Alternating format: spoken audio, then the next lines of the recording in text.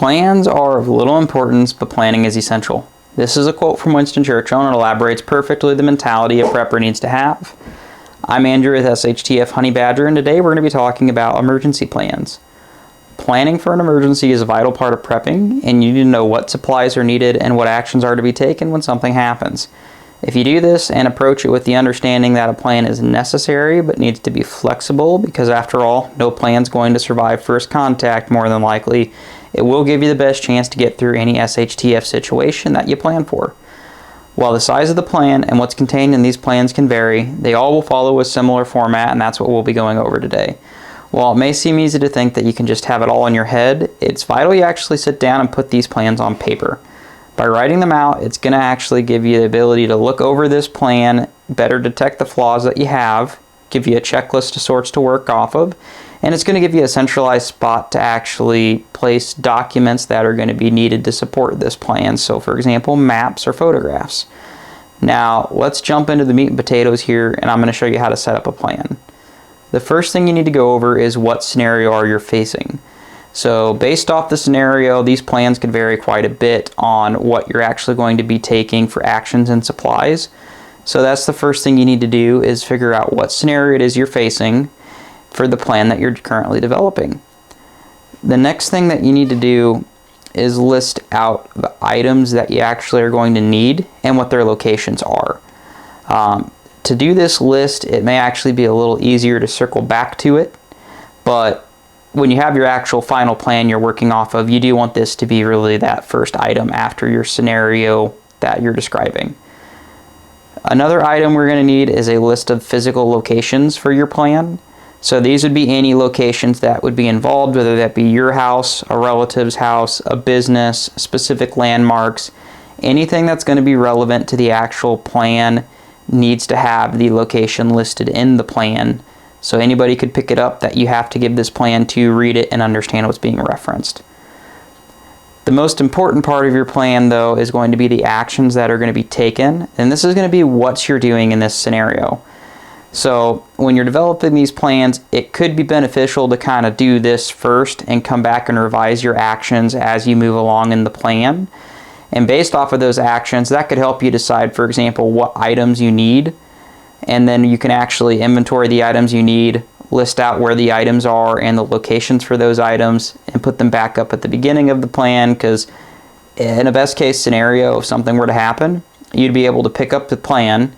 You would say, okay, this is my plan for example, a fire. These are the supplies I need to deal with this. So grab your supplies, and then you know these are the actions to be taken and the locations I'm going to be involved in this plan.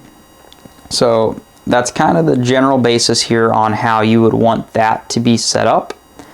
Another item I do want to throw in there, I didn't really touch on yet, but would be, depending on your plan, in some cases quite heavily in here and some not so much, would be your supplemental information.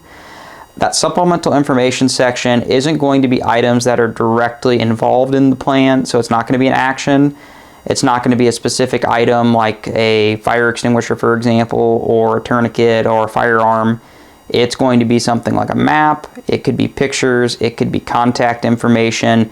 It's going to be items that help you execute your plan that need to be with the document, and they may be plan specific, but they're not going to be physical items that you would actually need, such as tools. That's how I would describe your supplemental information. Now, to go over an example plan here, I'm going to be talking about, let's say, a house fire. So this is a relatively simple plan to think about and an easy scenario, because to be fair, it's one of the most common ones that everybody should have a plan for. So when you have a plan, for example, let's say a fire, you're going to be first going off and saying, what items do you need to execute your plan? So most of you probably already have a general idea of what your actions are in this, so you may not need to do the action step first. You can probably say, okay, if I'm dealing with a scenario where there's a fire, I need my cell phone, I need a fire extinguisher, and you should all have fire extinguishers, and I would say you need a location of your pets or any children or elderly that are living with you, anybody that's essentially a person you're responsible for. So in that situation, your first action, when you go into the action step, would be, okay, I'm going to try to extinguish the fire. So I have my fire extinguisher as one of my items already. I know where it's at. I've retrieved it. And if it's possible to do so, I'm going to extinguish the fire. So that's your first action you're taking in your plan. That's how you have it illustrated. And you try to extinguish the fire. Now, okay, say you extinguish the fire, then your next step would maybe be to contact 911 regardless, because you want to make sure that the fire is fully extinguished and didn't jump somewhere where you can't see it. But that would be one of the actions that could happen. A different action could be maybe the fire is too big to extinguish. So then that action in that case would be you're going to get pets, children, and any other vulnerable loved ones and evacuate the house. And then from there, maybe you're all going to meet at a specific neighbor's house and contact 911. So going through that plan, you can see that the initial plan is to try to extinguish the fire. And if that works, you can contact 911. If that doesn't work, then your goal is to get your loved ones and pets and stuff out of the house and meet at a specific location outside of the house to make sure everybody's safe and contact 911. For this type of plan, there's not a lot of supplemental information that would really be involved. Some examples, though, that you could, if you chose to illustrate, would be, for example, a floor plan of a house and showing the different evacuation routes. And another item that you could include this would maybe be a street map and illustrate specifically where you're going to be all meeting at on the street. So at this specific neighbor's house, 2 houses down, or maybe a stop sign at the end of the street. But it would be illustrating that specific location. Now, again, with the fire, that's not going to be the widest spreading example. Another example could be, say, for example, a hurricane or a flood, something more widespread. In that scenario, you're going to have more steps, you're going to have more items needed, and you're going to have more locations typically involved as well as more supplemental information, because, for example, if you're evacuating and it may be during a hurricane or a flood, it's going to be beneficial to have maps of a larger area. It's going to be beneficial to maybe even have pictures of specific items or people in your plan. So if you're trying to locate certain people, you actually have pictures of them accompanying your plan. So those are items to think about. Now that we kind of touched on this, I do want to point out as well, a big element when you are planning for an SHTF situation and you set your plan up is actually practicing your plan.